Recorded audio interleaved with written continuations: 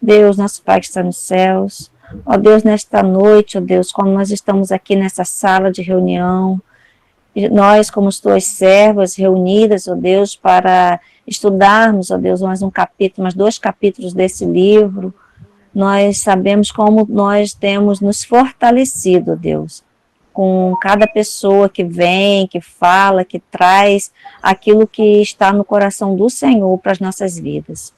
Ó Deus, nós queremos colocar diante do Senhor a vida da Lília, da Alice, da Lídia, elas que estão com sintomas, ó Deus, com alguma suspeita de Covid. Ó Deus, quantas pessoas, ó Deus, ligadas a nós, que nós estamos sabendo que estão infectadas, ó Deus. Pai, que o Senhor possa estar cuidando de cada um e nos livrando, Senhor Deus, desse vírus, ó Deus. Que a Tua palavra hoje, ó Deus, venha de encontro às nossas necessidades, que nós possamos, ó Deus, ouvir aquilo que o Senhor tem de mais importante para nós. Ajuda-nos, perdoa nossos pecados, em nome de Jesus. Amém. Amém. Tá dando microfone aí? Não, né? Então, gente, esse vídeo, que história é essa? Vocês ouviram aí na infância? Vocês conseguiram lembrar? É a história do Patinho Feio, né? História do Patinho Feio. E o capítulo que a Lília vai falar hoje tem tudo a ver com isso, né? Mas a gente vai começar pelo capítulo 14, que fala de buscando ajuda, permitirei que outros tragam cura para a minha vida. Aí eu já quero começar fazendo as perguntas do final do capítulo. Já quero abrir para vocês aí. Em que áreas da sua vida você precisa de ajuda?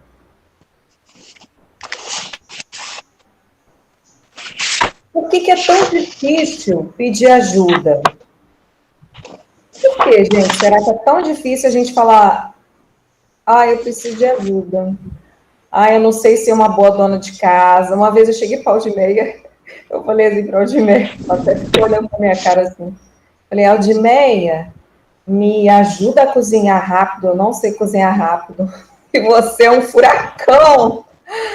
E minha mãe tá aí, minha mãe cozinha muito bem, mas eu não herdei isso dela, não. Eu não herdei da minha mãe. E a Aldimeia, ela cozinha rápido e cozinha bem, né?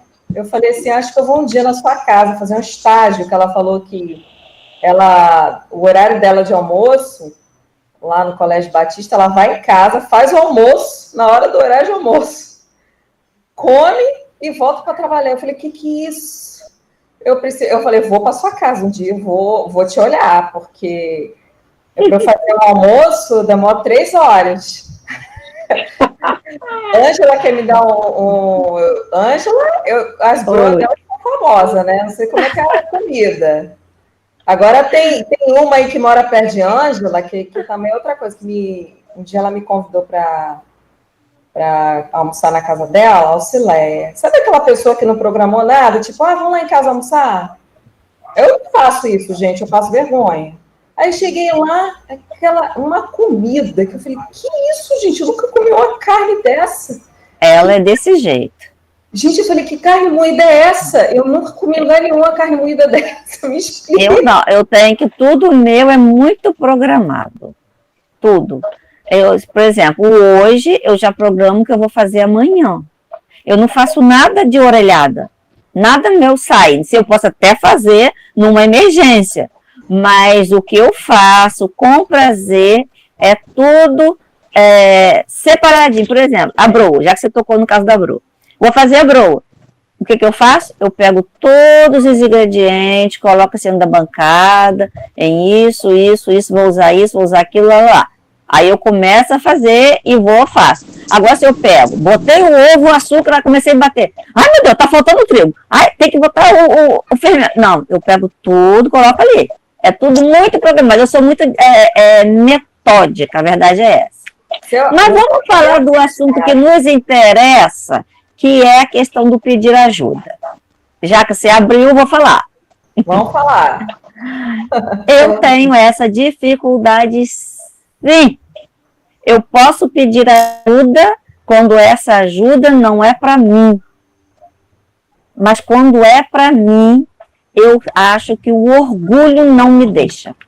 Eu posso chegar para você e falar, Graciete, você pode me ajudar a fazer isso assim? É porque fulano está precisando disso e disso. Então, quando eu vou pedir, eu peço em prol de alguém. Mas quando a pessoa que precisa de ajuda sou eu tenho dificuldade. Tenho, mas é muita mesmo, não é pouca não. Eu sei que eu descobri que e já trabalhei isso e já entreguei para Jesus, eu não posso mais carregar isso comigo, não vou dizer que eu sou mais, mas eu estive com um orgulho muito lá em cima. Eu era muito orgulhosa.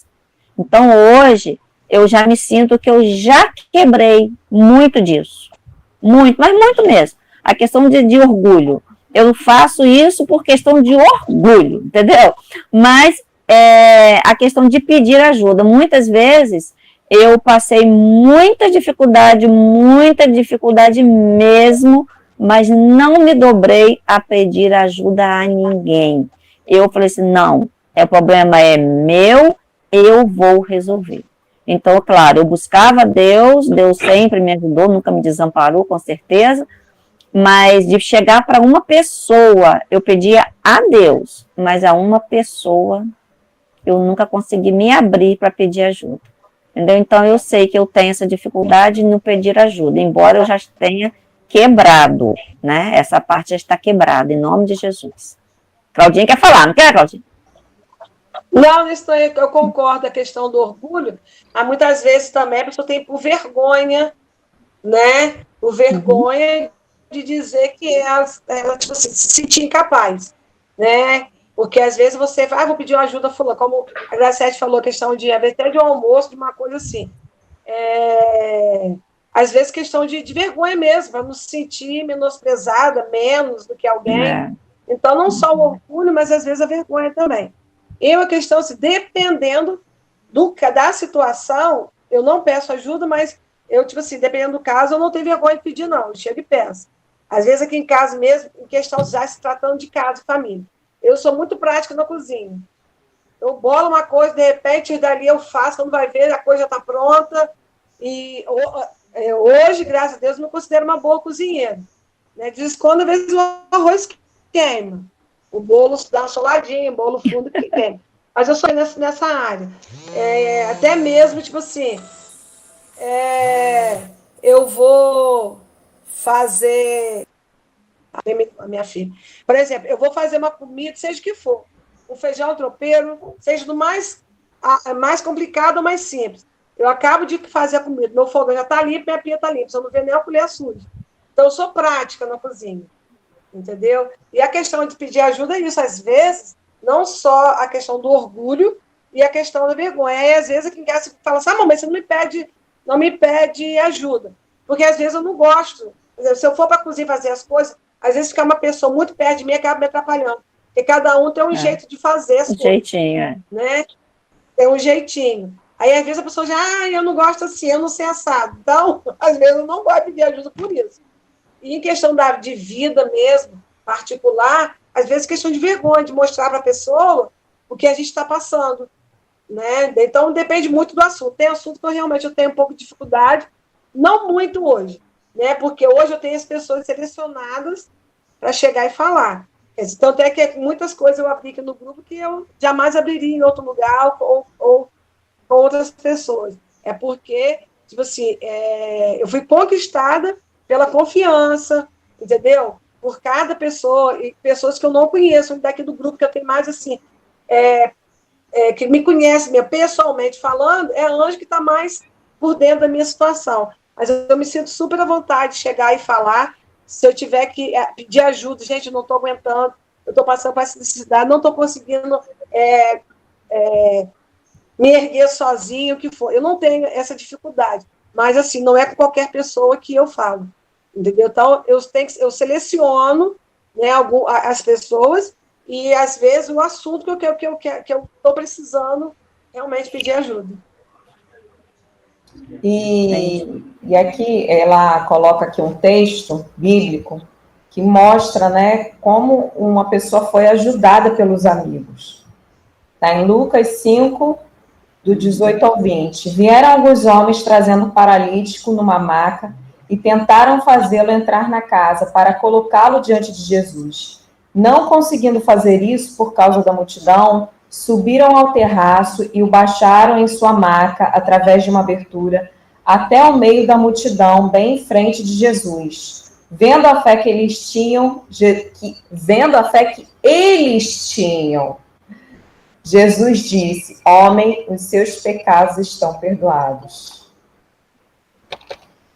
Então, Jesus viu a fé dos amigos, né? A gente não está claro aqui exatamente se foi uma iniciativa da pessoa que se pediu ou não, mas de uma coisa é certa, ele se permitiu ser ajudado, né? Ele se permitiu, gente, ele se permitiu entrar num plano que ele não tinha segurança nenhuma. Imagina você quietinho no seu canto, alguém, não, peraí, Cláudia, vem cá, me dá a mão aqui que eu vou te levar numa parada aqui que vai dar certo. E você vai, assim, toda cheia de medo, mas a pessoa se permitiu, esse paralítico, e ele foi ajudado. E assim, e Deus, ele distribuiu os dons, né? Os dons no corpo de Cristo. Tem pessoas que são boas numa área, outras boas em outra. Eu estou até lendo um livro, quais são os seus pontos fortes. E aí, Ângela falando esse negócio de organização, é muito bom. Esse livro não é cristão, mas ele é muito bacana. Ele fala de pontos fortes de cada pessoa, né? E aí, um dos pontos que ele elenca lá é organização. Eu sei que a Ângela está nisso aí. Então, tudo meu é tudo certinho, tudo organizadinho. Então, é uma coisa que ela faz com facilidade, né? É um dom. Agora, tem gente que, para fazer a mesma coisa que ela faz, vai ficar rodando e não vai conseguir. Então, assim, a gente tem que olhar quem tem o dom, né? Ser humilde e falar, pô, a pessoa tem esse dom de ser organizada. Então, não importa que eu já tenho 39 anos, no meu caso, né? Tem 39 anos. E isso acontece muito, também eu acho que por conta da nossa religiosidade. Muitas vezes a gente se sente líder, a gente está como líder, né? E aí a gente fica com medo do que as outras pessoas vão pensar de nós, né? Estou com problema no meu casamento, né? Um exemplo, né? E você é líder de ministério de casal. Você vai se abrir ali? Não vai. Até porque não convém também, né? Certas coisas. Mas aí você tem que buscar ajuda, né? Tem que ir para outro lugar e buscar ajuda. Nem, não quero, faz um curso fora, faz uma terapia fora da igreja, fora do ambiente, né? O que não pode é deixar, ficar desse jeito. Gente, eu vou falando enquanto a Lília entra, tá? Oi, Roberta, boa noite, entrou aí. Ela conta aqui no livro, gente... boa noite. Boa noite, querida. Ela conta no livro que o marido dela, da Sheila Walsh, é muito perfeccionista com o negócio de decoração. Diferente, né? Geralmente quem gosta de decoração de casa é mulher. Mas falou que ele é muito perfeccionista com coisas de decoração. E aí ela falou que ele foi 9 vezes na loja escolher a cor do tapete, os tapetes para a sala que eles tinham colocado um piso novo.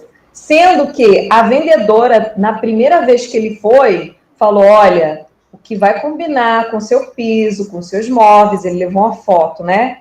É o tapete azul marinho. Ele teimou, ele se achava ou sabe tudo. E aí ele levou 9 tapetes para a casa dele, preto e vermelho, que ele queria, queria preto e vermelho. E aí ficava feio. Ele falou, não, mas não tá ficando legal, não tá ficando legal. E aí, por fim, ele parou e falou assim, gente, eu vou testar um tapete azul marinho aqui. Ele testou o tapete azul marinho na 10ª vez, ele já tinha levado 9 tapetes, para 9 vezes. Aí ele, cara, ficou bom. Tipo, precisava sobre isso tudo. Por que ele não testou de primeira esse tal tapete azul marinho, né? Mas esse perfeccionismo, muitas vezes, quer esconder, né? Uma sensação, às vezes, que a gente tem de defectividade, né? De se achar menos por demonstrar determinada fraqueza, ou às vezes não é nem fraqueza, às vezes simplesmente não é uma área que você teve a oportunidade de se desenvolver, né? Então, a religiosidade faz muito isso também, a gente se esconde atrás daquela capa, que está tudo bem, que eu sou santa, que eu superei. E, na verdade, gente, vamos falar a verdade. Quem está em Cristo é nova criatura? É nova criatura. Só que, assim, eu não sei vocês, mas cada dia parece que é uma área da minha vida, é uma situação que Deus fala, ó, você precisa resolver isso, né? Então, assim, essa renovação da mente, ela é progressiva. Não é uma coisa automática, né? A nossa justificação, sim, ela é instantânea, a nossa justificação em Cristo. Mas a nossa mudança de mente, ela é um processo, né? E ela fala aqui também, é necessário uma certa quantidade de coragem para pedir ajuda e talvez ainda mais para recebê-la. É somente quando estamos livres da bagunça do armário da Mulher Maravilha, a vergonha, o medo, a insegurança e a raiva, que chegamos a um lugar suficientemente seguro para pedir ajuda sem nos desmancharmos em lágrimas ou rejeitar a pessoa que nos está ajudando. Muitas vezes vivemos vidas muito solitárias, desnecessariamente. Ela dá um exemplo dela aqui no livro, que... Gente, ainda bem que eu li o livro. Ela dá um exemplo aqui no livro, que ela já depois de casada, burra véia já, hein? Ela entendeu que ela precisava aprender a ser amiga, porque ela nunca teve relacionamentos profundos com mulheres, né? E aí ela se humilhou para uma amiga dela, e ela falou assim, que ela gostava, uma pessoa que ela gostava muito, e ela falou, olha, me ensina a ser amiga, porque eu não sei ser amiga. E ela dá um exemplo de um dia que elas foram para um evento, e ficaram, né, elas participam muito do evento Mulheres de Fé, e ficaram elas duas no hotel, cada uma num quarto, e aí elas tiveram um intervalo. E aí ela falou assim, a Sheila, seria ótimo se a gente nesse intervalo... Não, ela não falou se a gente, seria ótimo se eu fizesse umas compras, né, fosse no shopping nesse intervalo, entre uma reunião e outra. A amiga dela falou, ótimo, bora no shopping. A amiga dela entendeu que elas iriam juntas, né? Só que a Sheila, ela está muito acostumada e gosta muito de estar sozinha, não queria, assim, chamar a amiga e fazer a amiga se sentir forçada a aceitar, né? E aí ela pegou e foi no shopping sozinha. E aí a amiga dela sentiu aquilo como uma rejeição, né? E a mensagem que ela ouviu foi assim, olha, eu preciso de espaço. E aí depois a amiga dela falou com ela, olha, eu não gostei disso. E aí ela falou, olha, me ensina a ser uma amiga, porque eu não sei. É vergonhoso eu falar, mas eu não sei ser amiga íntima. Eu sei me relacionar com as pessoas, eu sei me relacionar com 1000 pessoas, né? Com 100 pessoas, mas a nível superficial, a nível profundo, eu não sei. Gente, isso depois dela ser casada, dela já ser uma ministra de mulheres, né? E aí ela teve essa percepção, essa humildade de pedir ajuda numa área que ela não é boa, né? E aí cabe a nós esse desafio, né?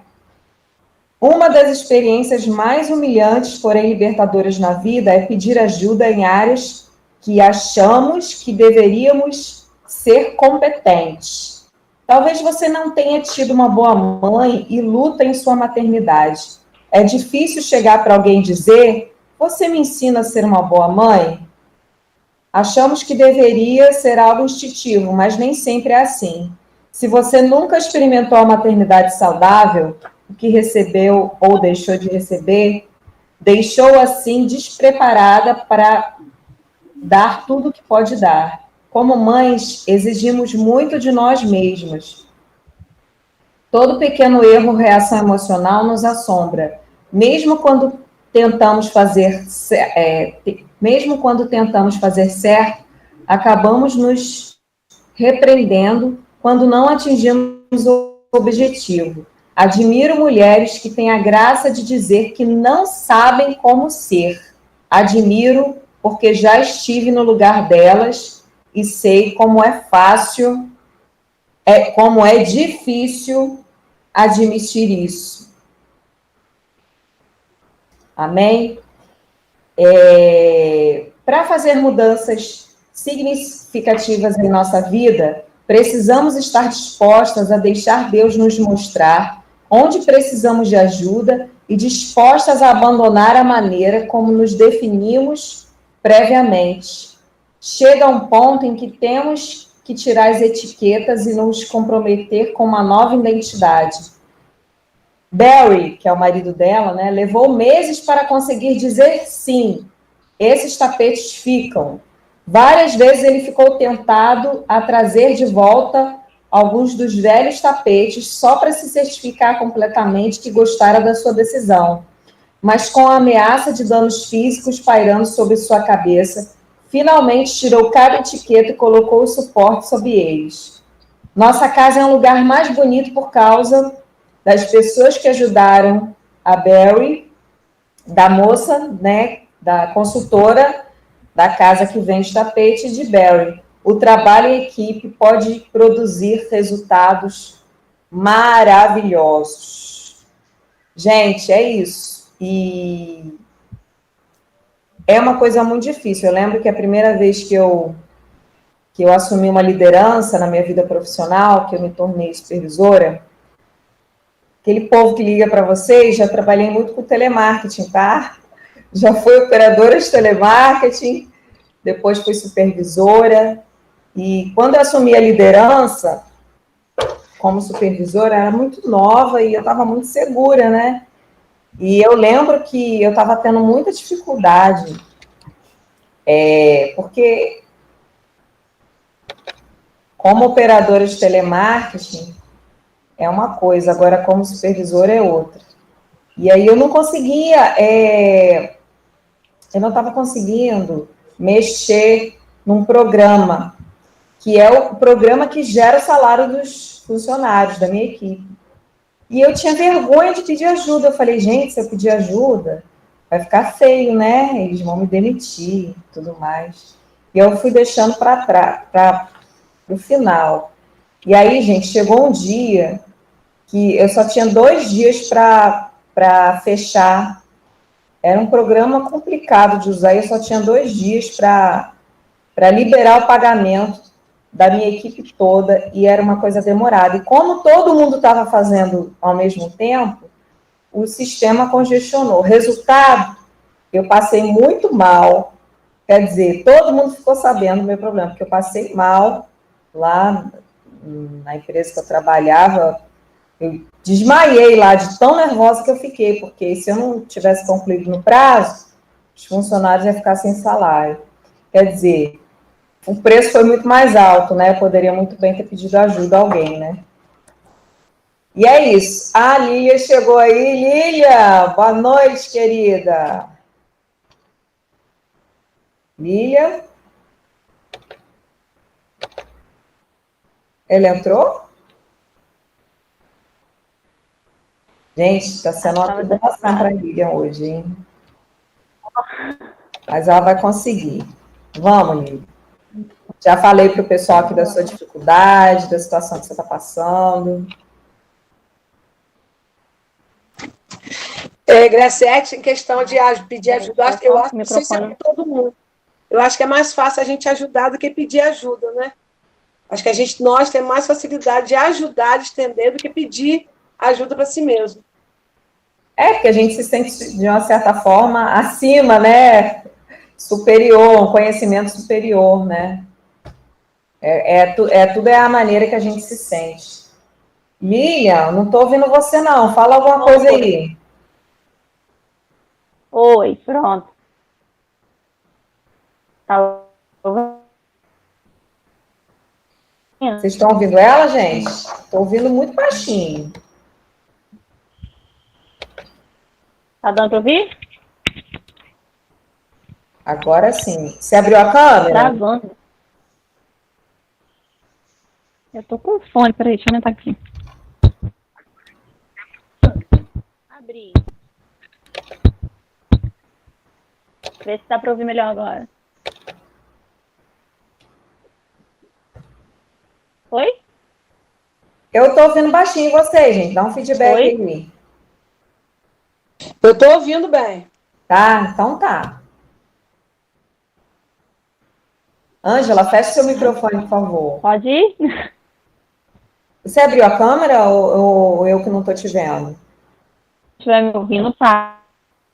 Tá aberta a câmera também?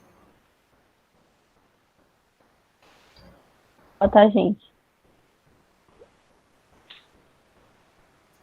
Tá aberto. Bom, aqui tá parecendo tá aberto. Pode ir, eu que não estou vendo.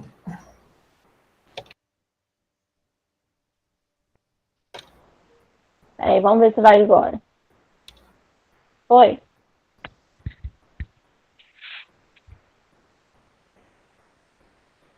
O que foi?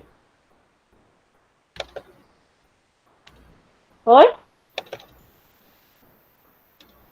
Vocês estão conseguindo ver ela, gente? Tá sim, a câmera tá aberta. Eu estou vendo. Sim, eu também. Então tá aí, eu que não estou, não tem problema não. O povo tá te vendo. Ah, não tá bom. Tô vendo, tô ouvindo. Então tá. Então, Manda ver, vai com Deus. vou fechar aqui agora.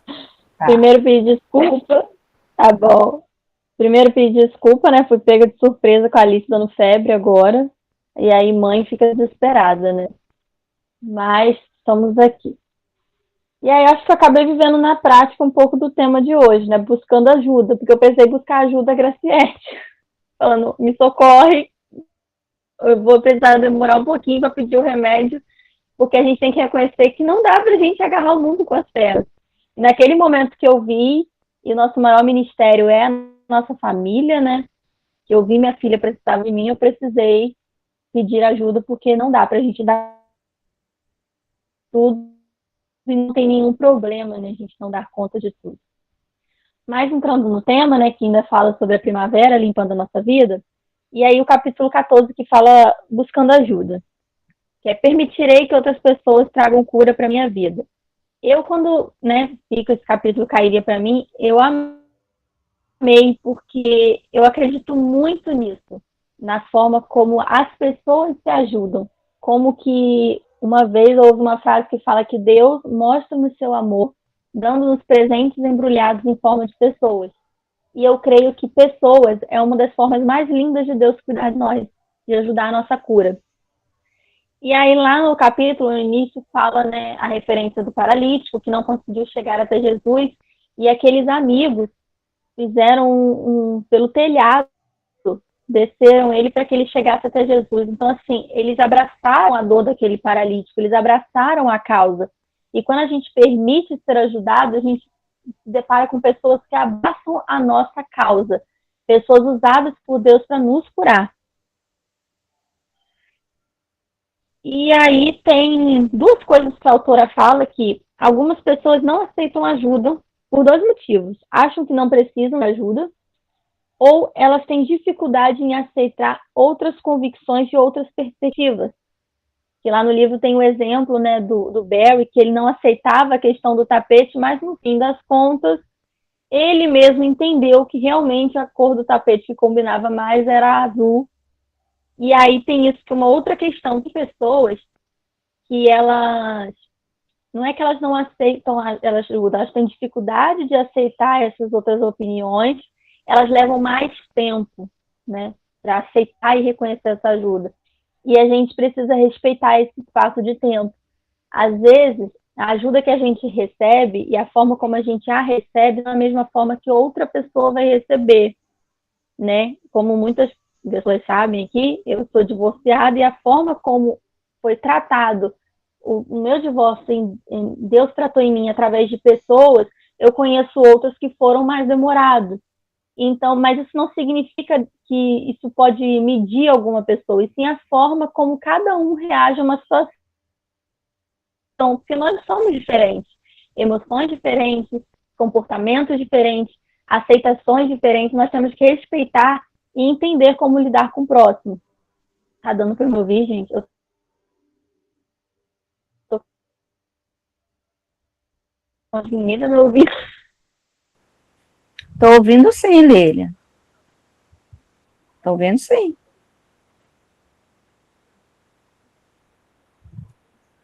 Agora eu tô ouvindo mais não, você tá continuando falando? Tem hora que trava aqui, eu acho que ninguém tá ouvindo. Que tá travado. Vou continuar. Eu fiz uma colinha aqui. Sim.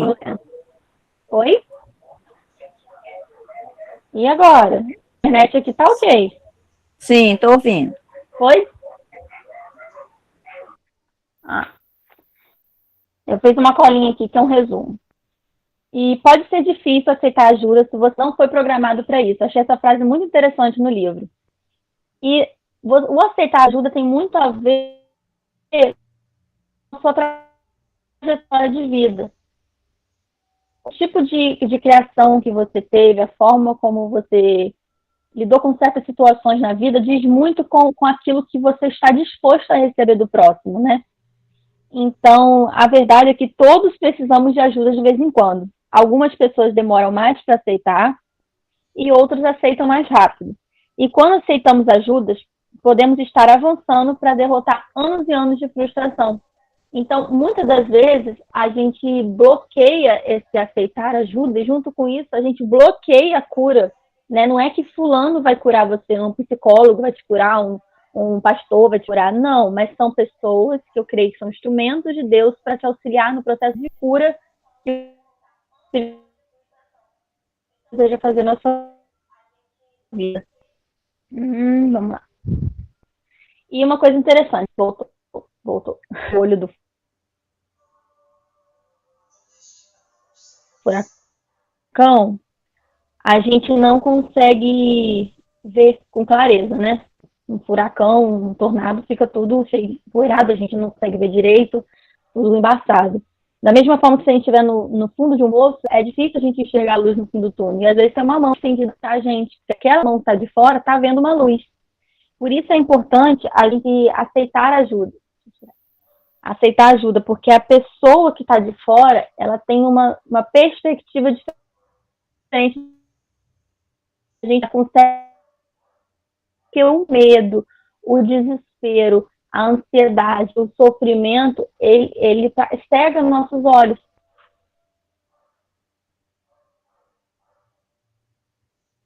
E por isso é tão importante a gente entender quando a gente precisa, e reconhecer quando a gente precisa de ajuda. E aceitar quando ela vem. Porque muitas das vezes a gente pede ajuda a Deus, mas a gente quer que Deus se materialize na nossa frente para nos ajudar e esquece que Deus vai usar é só saber chorar. Chorar e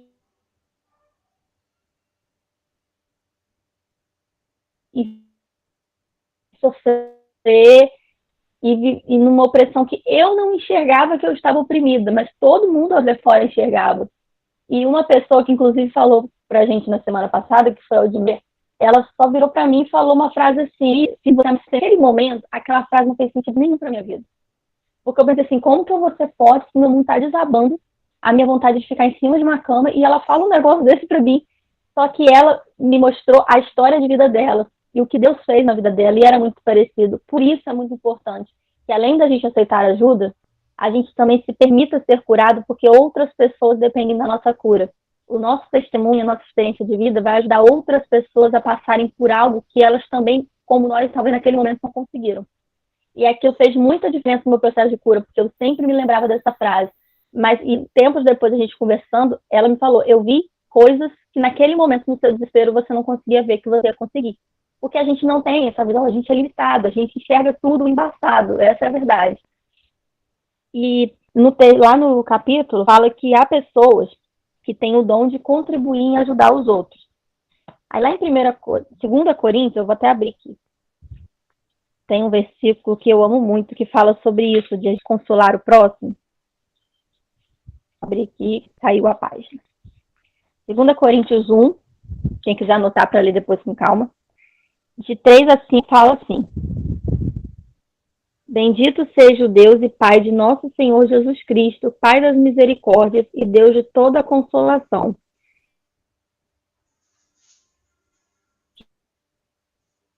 E nos consolaram que estão passando por tribulações.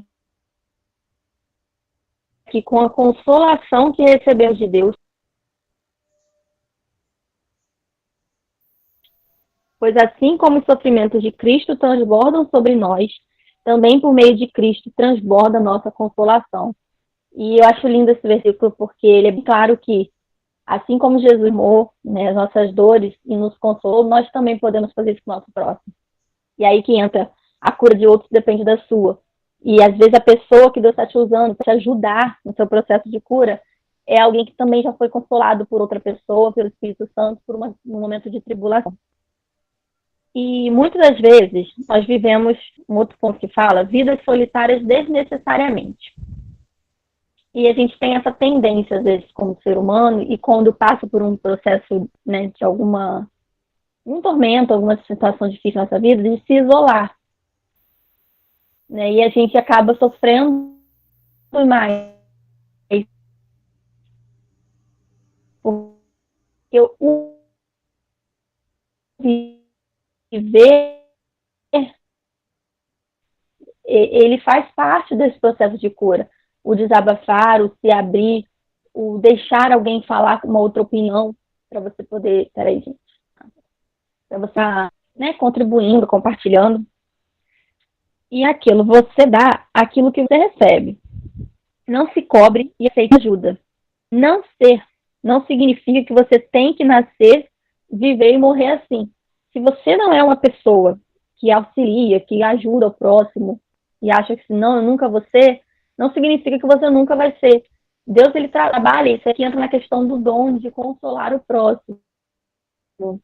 Não significa que você vai ficar como você está.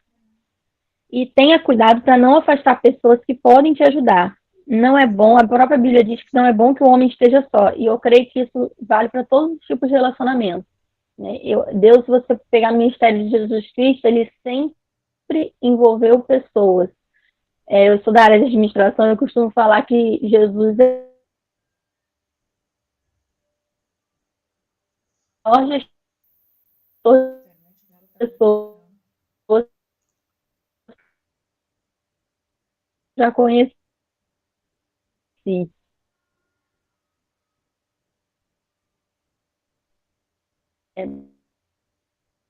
Tem para ver. Porque ele sempre liderou pessoas, ele sempre delegou funções, ele ensinou, ele foi um verdadeiro líder, não foi um chefe, porque tanto a maior prova de amor não pode estar achando assim, eles ficam, não é que você vai rejeitar pessoas que não são, né, que seguem a Cristo, não é isso, mas se abra sua vida para pessoas que vão ter algo a te edificar. Porque a gente tem que ter cuidado também com as más companhias. Né? Porque existem pessoas que querem nos edificar, que querem ajudar, e aquelas pessoas que nos colocam para baixo. Então, assim, reconheça as pessoas que são usadas por Deus na sua vida. E para você fazer mudanças importantes na nossa vida, para a gente fazer, né? Primeiro, a gente precisa permitir que Deus nos mostre onde nós precisamos de ajuda. Isso é muito importante. Peraí, gente. O negócio saiu aqui. A gente precisa permitir que Deus nos mostre onde nós precisamos de ajuda. primeiro desafio, perguntar para Deus onde você precisa de ajuda e que Ele te dê humildade para aceitar e reconhecer que você precisa de ajuda naquilo. Porque muitas das vezes Deus pode falar algo que você precisa de ajuda, que é o seu incômodo, assim, aquele ponto na sua vida que você não gosta que seja tocado. Assim, não, Deus falou que eu preciso de ajuda nisso, mas eu não quero mexer nisso. Mas às vezes é justamente onde Deus quer mexer, que é onde Ele quer te usar. E Deus, Ele sempre usa você naquela área que você foi mais ferido. Porque você tem experiência com Ele, intimidade com Ele, para poder pregar e ministrar sobre aquilo. Vou só virar a página. E segundo, a gente precisa abandonar a maneira como nós nos vimos e nos definimos. E aí, eu disse isso lá no outro livro, né, que a gente estudou, que uma frase que eu gosto muito, que é: não são as pessoas que definem você, não é você mesmo que te define. Quem define você é o céu, e quem define você é o que Deus diz sobre a sua vida. Então, não é a história que te define, o seu passado, os seus erros, porque quem te define é Deus. E é isso que você precisa entender. Quem eu sou em Deus, e abandonar os pré-conceitos que você tem sobre si mesmo e que não vem de Deus para sua vida. Porque uma coisa muito interessante, se a gente for parar para pensar, não tem nada a ver com a gente, né? Tem até uma canção que fala isso, tem tudo a ver com Ele. A nossa história não quer dizer sobre nós. Se nós formos parar para entrar nessa intimidade com Deus, a gente começa a perceber que a nossa vida, o propósito para o qual fomos criados, o jeito que nós temos, a nossa personalidade, nossas características, tem tudo a ver com Deus e com o que Ele deseja fazer através de nós. E nós precisamos nos comprometer com uma nova identidade. E lá no final do livro fala: arrancar as etiquetas, né? Como ele queria, o Bellder resistiu a arrancar as etiquetas do tapete, mas nós precisamos arrancar as etiquetas, abandonar o velho e tomar posse das novas vestes. Como a palavra de Deus diz que, né, eis que tudo se fez novo. E Deus, Ele faz tudo novo, Ele nos refaz. E aí a gente entra para o capítulo 15. Gente, se eu estiver falando muito rápido, vocês falam, eu estou meio nervosa. Que é recebendo as roupas de Deus para mim. Uma transformação divina. E aí entra no versículo que começa lá, 1 Coríntios 13, 12. Eu vou até ler de novo com vocês aqui. Se alguém quiser ler, pode ler, tá, gente? Tá todo mundo quieto.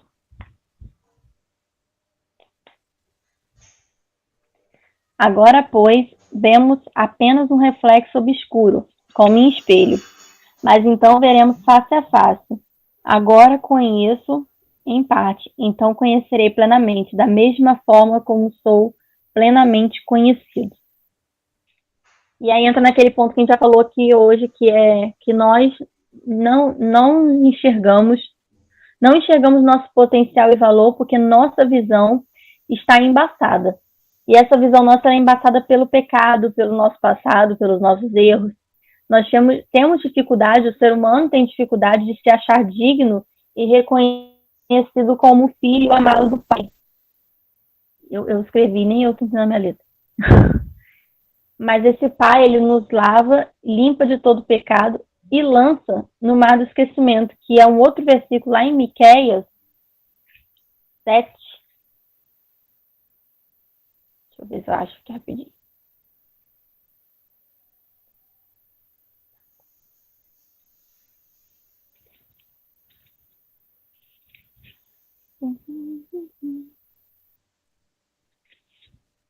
Miqueias 7:18, se eu não me engano.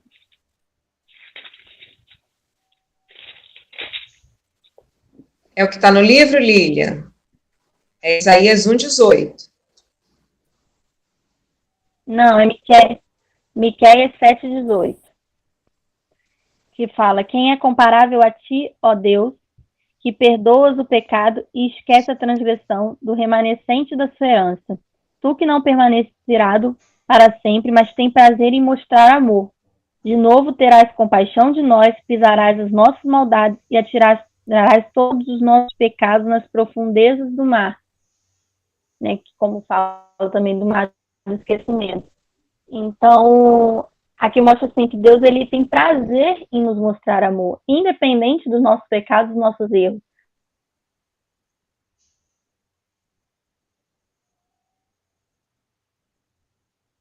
Ele lança numa realidade, acho que o ser humano hoje em dia ele é programado em não aceitar muito bem o amor. E isso reflete muito em aceitar o amor de Deus. E também de não aceitar o perdão. Essa palavra deixa muito claro que Deus não se cansa de nós. Ele tem prazer em demonstrar amor e lança os nossos pecados no mar de esquecimento. E uma coisa muito interessante que eu estava refletindo hoje é que nós não somos enteados de Deus, nós somos filhos. E Deus nos ama, né? Não que o enteado não vai ser amado também por um padrasto e tal, mas é aquela coisa de pai mesmo, de quem a gente pode recorrer, a quem a gente pode ter sempre uma mão para nos acolher, e a gente não consegue ter essa identidade assim, eu sou filha amada do pai. A gente tem uma visão, talvez, que falou que eu era doida, porque falou assim, eu não consigo enxergar Deus dessa forma pessoal como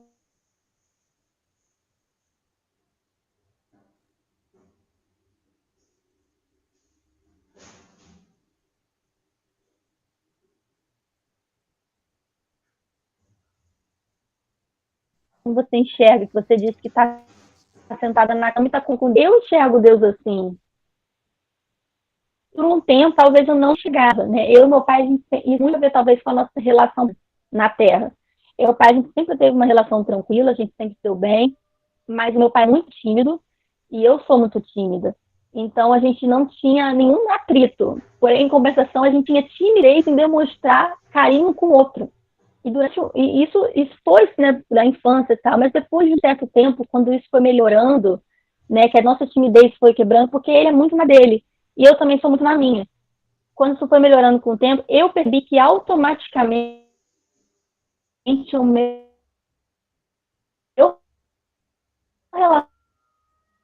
relacionamento com Deus foi mudando na mesma proporção. E eu já ouvi outras pessoas falando que não conseguem enxergar Deus como pai por conta de não conseguir ter uma boa relação com seu pai na Terra. Então, assim, as nossas relações aqui na Terra dizem muito a respeito da forma como a gente enxerga Deus. E quando a gente começa a... Como é que a palavra mesmo? A explorar mais, investir mais no amor, no perdão ao nosso próximo, a gente também consegue se sentir mais leve para se sentir amado e ter esse relacionamento mais íntimo com Deus. Se alguém quiser falar, pode falar. Tá? E nós precisamos tomar posse do perdão de Deus. Deus deseja nos usar independente das nossas falhas passadas. Ele faz tudo novo quando nós aceitamos de todo o coração, quando forjamos nossa identidade nele e nos comprometemos com a sua obra. Isso não tem a ver comigo ou com você, tem a ver com Deus. Não importa o que você pensa ou define sobre si mesmo. O que importa é o que Deus diz sobre você e o propósito que Ele te criou e deseja te usar. Então, tudo tem a ver com o propósito para o qual nós somos criados. Quando a gente entende que a gente está nessa terra de passagem e que existe um propósito para nós aqui, a gente entende que a nossa vida tem que ser para Deus. E tudo que façamos, que a gente fale, que a gente se relacione, tudo na nossa vida está muito relacionado ao propósito de Deus para nossa vida. E aí aqui fala muito sobre os dons, né, que Deus dá. E a gente tem que ter em mente que a gente não tem que esperar a perfeição para se sentir no ponto para ser usado por Deus. Até porque se você ficar no ponto é preocupante, porque é sinal que você não é dependente de Deus, né? Se você achar que você está no ponto. Essa coisa desse temor, ou até hoje quando eu vou falar, eu fico nervosa. Porque é aí que a gente vê a nossa dependência em Deus. A gente reconhecer que nós somos limitados. E a palavra diz que o poder de Deus aperfeiçoa a nossa fraqueza. Mas em 2 Coríntios 12:9. Então, nossos pontos fracos, eles são usados por Deus também. Eles são usados como forma de demonstrar nossa dependência nele. Deus, ele aperfeiçoa nossos pontos fortes. Se ele colocou isso em nós, é porque ele deseja nos usar nisso. E os nossos pontos fracos, eu creio que eles existem para mostrar o quanto nós somos dependentes dele. Porque imagina se nós fôssemos feitos só de pontos fortes. Nós íamos chegar num ponto que não precisamos de Deus para nada. Eu, por exemplo, eu gosto de estar ministrando, mas eu tenho uma timidez que só Jesus. Então, ela é meu ponto fraco. Ao mesmo tempo que eu gosto, o meu ponto fraco tem tudo a ver com isso. E é aí que eu vejo que eu dependo totalmente do Senhor. E Deus, ele... Desculpa.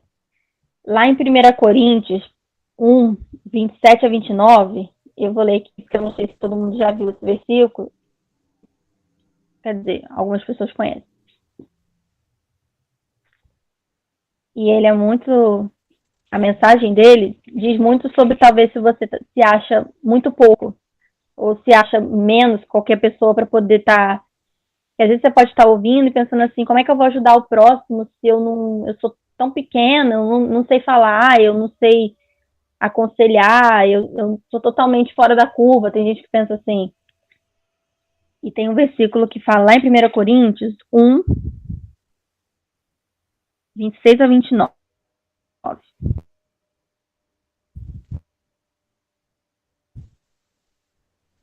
Não, 27 a 29. Mas Deus escolheu o que para o mundo é loucura, para envergonhar os sábios, e escolheu o que para o mundo é fraqueza, para envergonhar o que é forte. Ele escolheu o que para o mundo é insignificante, desprezado, e o que nada é, para reduzir a nada o que é, a fim de que ninguém se vanglorie diante dele. Então, assim, às vezes você pode achar assim, eu não sou ninguém. E não é que você é ninguém, ou você se achar, nossa, mas eu não tenho a habilidade que fulano tem. Mas às vezes você tem algo muito especial que fulano não tem e que Deus colocou só em você. E aqui nesse versículo fala que Deus escolheu as coisas loucas deste mundo para confundir as sábias e as fracas para confundir as fortes. E aí a gente vai e volta lá na história de Jesus. O nosso Salvador e o nosso Rei não veio num berço de ouro, veio numa estrebaria. A coroa dele foi uma coroa de espinhos, totalmente fora, o contrário do que a gente vê sobre reinado, né? Sobre palácios e tudo mais. E foi daí que veio a salvação do mundo. Então, às vezes você pode estar pensando assim, nossa, o que Deus vai fazer através de mim? Dessa forma como eu estou, quebrado do jeito que eu estou, conseguir, não sei, você pode estar passando por um processo de depressão, alguma situação nesse tipo, e achar que não tem como sair dessa, muito menos ser usado. Pelo contrário, Deus te usa naquilo que você mais foi ferido.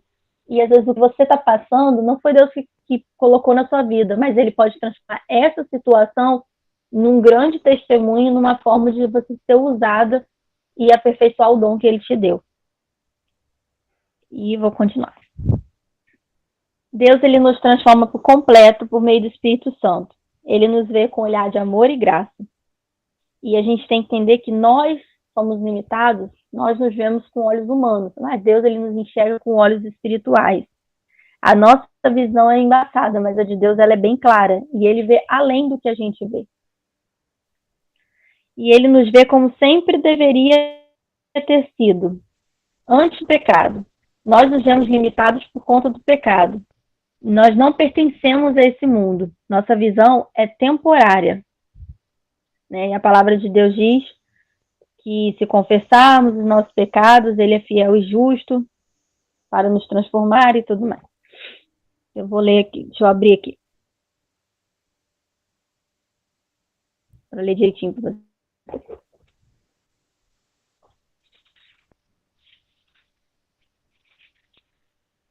1 João 1,9. Se confessarmos os nossos pecados, Ele é fiel e justo para perdoar os nossos pecados e nos purificar de toda injustiça. Então, assim, nós nos vemos limitados com a nossa visão embaçada por conta do pecado. Mas a partir do momento que nós nos confessamos, Deus, ele é fiel e justo para nos perdoar e nos purificar e lançar isso no mar do esquecimento.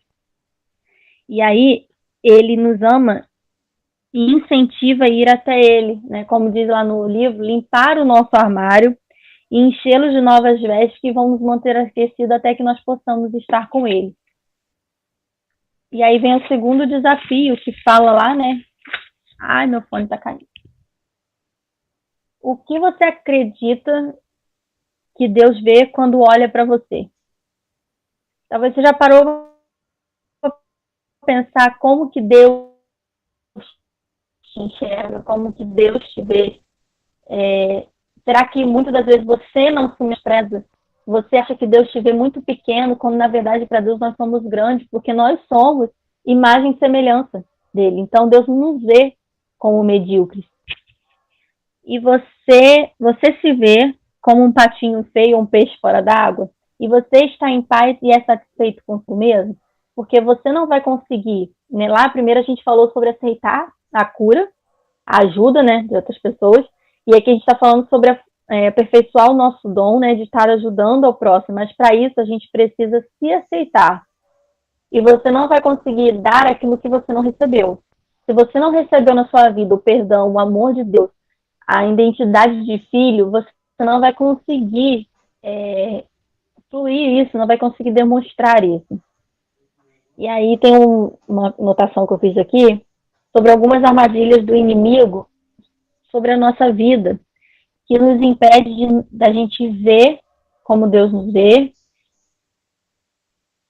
e nos impede da gente desfrutar da boa, perfeita e agradável vontade de Deus na nossa vida. O primeiro é a culpa, e a gente tem que se lembrar que Deus ele lança todos os nossos erros no mar do esquecimento, e a culpa ela não vem do Senhor, ela vem do inimigo sobre a sua vida. Muitas das vezes uma situação que você já pediu a Deus para te perdoar, você não se perdoou, porque a culpa ela é uma estratégia do inimigo de te lembrar todos os dias sobre aquela situação, te prender nisso. O perdão ele liberta, a culpa aprisiona. E você precisa viver o verdadeiro perdão se sentindo em paz com isso.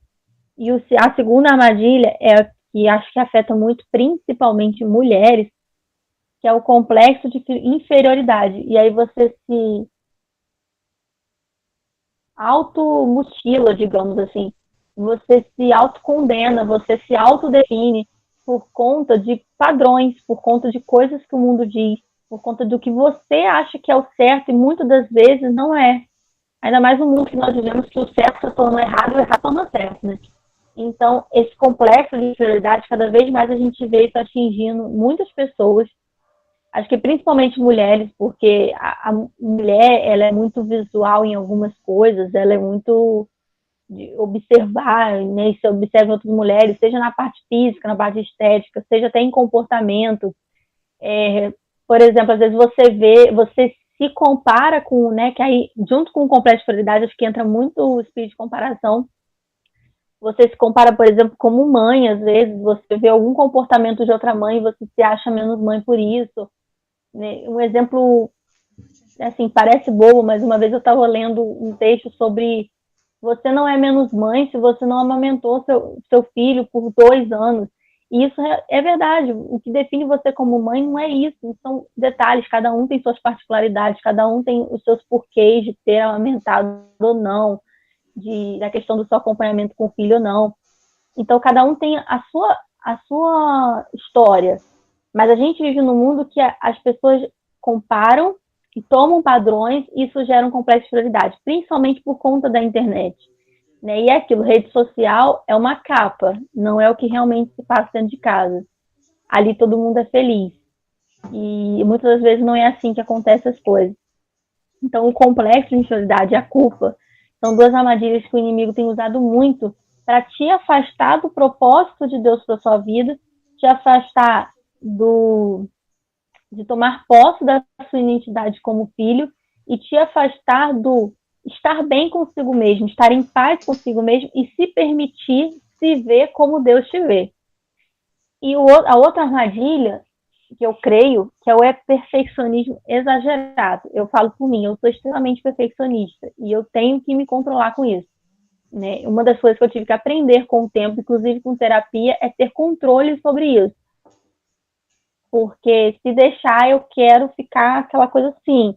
E isso me gerava problemas no trabalho, me gerava problemas em várias situações, mas em trabalho. Eu era muito persistente em relação ao trabalho e comigo mesma. Tipo, eu não aceitava errar, eu não aceitava que alguma coisa não ficasse no prazo. E isso Deus foi me incomodando, porque isso gerou em mim um transtorno de ansiedade, me gerou problemas que o corpo da gente começa a sentir. Eu comecei a ter sintomas, como gastrite, coisas que começaram a me incomodar. E aí eu vi assim, opa, o perfeccionismo, e eu vejo ele como uma armadilha porque ele vai muito de contra ao descansar em Deus, porque o perfeccionismo ele gera uma ansiedade. E aí isso aconteceu comigo quando eu estava me formando na faculdade há muitos anos atrás. E eu precisei passar por um momento tenso de ver minha saúde sendo prejudicada para entender que eu falava que descansava no Senhor, mas na teoria, porque na prática eu não me permitia descansar no Senhor e confiar que eu podia fazer o melhor de mim e deixar os resultados com Deus, e que eu não tenho controle sobre tudo. E a gente tem que ter muito cuidado com esse perfeccionismo, porque ele pode nos levar a situações de que a culpa, né, te aprisiona a não viver o perdão verdadeiramente. O complexo de inferioridade te leva a um espírito de comparação e te aprisiona a não se permitir se ver como Deus te vê. E o perfeccionismo, ele aniquila a sua possibilidade de descansar plenamente no Senhor. Não é que a gente vai simplesmente deixar tudo nas mãos de Deus, não precisa fazer mais nada. Não, a gente tem que fazer a nossa parte. Mas a gente tem que entender que existe uma parte que compete a nós, existe uma parte que compete a Deus. E muitas das vezes a gente pega o controle da mão do Senhor e fala assim, não, deixa que eu faço tudo sozinho, porque eu dou conta. E a gente tem que ter muito cuidado com isso, porque isso afeta muito a nossa vida. No meu caso, uma das coisas que me alerta hoje em dia, que me ajuda muito a controlar, foi quando eu vi a minha filha sendo perfeccionista. E aquilo me deixou mal. Eu falei assim, eu não quero isso para ela. E, inclusive, na creche, quando eu estudava, a coordenadora percebeu e falou assim, você é perfeccionista? Eu falei assim, sou, mas já melhorei muito, inclusive fiz tratamento e hoje em dia eu consigo identificar quando eu estou ficando muito ansiosa com alguma coisa. Aí ela falou assim, a sua filha está dando sinais disso. E eu comecei em casa a ter uma estratégia com ela, ela não gosta de ver nada torto. Aí ela vai, eu vou lá e coloco torto de novo. Até ela entender que não tem problema estar torto. Não está errado estar torto, só tem que consertar, mas não precisa se cobrar disso. Então, porque quando a gente vê no filho, que a gente dói, né? A gente vê que, tipo assim, nossa, eu também passei por isso. Então, a gente tem que ter muito cuidado, né, com esse autocontrole, sobretudo, porque aí entra no tema do livro. Nós não somos Mulher Maravilha. Deus nos fez maravilhosa, mas nós não temos que dar conta de tudo. E o mundo de hoje exige muito que a mulher dê conta de tudo, que ela seja de tudo um pouco. E a gente tem essa questão, principalmente esse autocontrole. Na semana passada mesmo, eu comentei com o Graciete que eu dei uma sumida, fiquei em off, porque eu já estava no meu limite. Eu falei assim, eu não estava mais aguentando a agitação, eu estava ansiosa, minha mãe tinha passado problema de saúde, e no trabalho muita coisa, acumulando, por conta que trabalho em escala acaba acumulando mais coisas aí, mudança de gestão, e eu estava ficando já tensa, ansiosa, eu falei assim, eu preciso parar. Foi onde eu me desliguei um pouco do mundo, parei um pouco eu e a minha filha, e falei assim, eu preciso respirar, senão eu não vou dar conta, e entender que eu não preciso dar conta de tudo, eu preciso ter um tempo, eu e Deus, e com a minha família, né, no caso a minha filha. Então eu parei eu, Deus e Alice, respirei, vamos recomeçar. Mas antigamente eu não tinha isso, né? Quando eu me formei na faculdade, por exemplo, eu já entrava em desespero logo. Então, eu acho que essas três coisas resumem muito, né? Indo você aceitar ajuda, e é difícil a gente aceitar ajuda, a gente tem muito mais facilidade, eu acho, de querer ajudar do que aceitar ajuda, porque o aceitar ajuda envolve a gente dividir nossa vida com alguém. E é por isso que a gente precisa entregar a Deus qualquer pessoa que deseja nos ajudar, eu entregar isso a Deus, Senhor, o que tu queres dessa relação? Como que posso, para quem eu posso me abrir? Porque não é qualquer pessoa que você também tem que aceitar ajuda, você tem que saber aquela pessoa que Deus colocou na sua vida, e para isso você precisa ter intimidade com Ele. E no segundo capítulo que a gente estudou, o 15, que fala de uma transformação divina, eu creio que a transformação divina que Deus faz na nossa vida é para que a gente possa ajudar outros, que a gente possa exercer esse dom, e que para isso a gente precisa abrir mão dessas armadilhas do inimigo, que é a culpa, o complexo de inferioridade e esse perfeccionismo exagerado. Eu refleti mais nesses três pensando na gente como mulher, e na nossa pressão de querer ser uma Mulher Maravilha todos os dias. Até que a Tati falou comigo semana passada, calma, vai dar tudo certo, você não é Mulher Maravilha. Eu falei assim, pois é. E a gente às vezes precisa mesmo parar e não é parar e ficar sozinha, é parar assim, Senhor, qual o ponto de partida? E ter pessoas que nos ajudem, né? Eu falo que eu tenho minha rede de apoio. Quando eu falo assim, sumir, me isolar, não é me isolar totalmente. Eu me abro com determinadas pessoas que aconselham. Eu falo assim, não tô legal, ora por mim. Hoje mesmo eu falei com o Gracete, ora pela gente, tá acontecendo isso e isso. Tá todo mundo muito tenso, e agora à noite aconteceu isso, mas eu creio que tudo são provações. Deus não perde o controle de nada e tudo vira um grande testemunho depois com a honra e glória dele. E é isso. Eu falei meio rápido porque eu tô meio com a cabeça em Alice, gente, me desculpa.